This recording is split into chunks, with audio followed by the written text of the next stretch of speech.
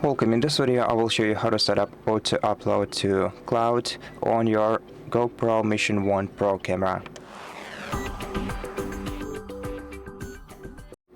First of all, on the camera itself we're gonna have to open settings.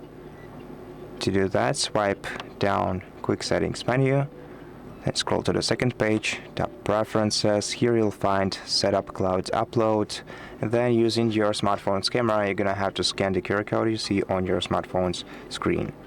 So let's quickly do this. Open the link displayed on your phone and connect your camera using the Quik application if it's installed on your smartphone. If it's not, then you're gonna be able to install it automatically. After that, tap subscribe for auto upload, choose your subscription type. You can get to know with each of the subscription plans on this page. Tap subscribe to premium, then sign into your account and confirm the purchase using one of the purchases types.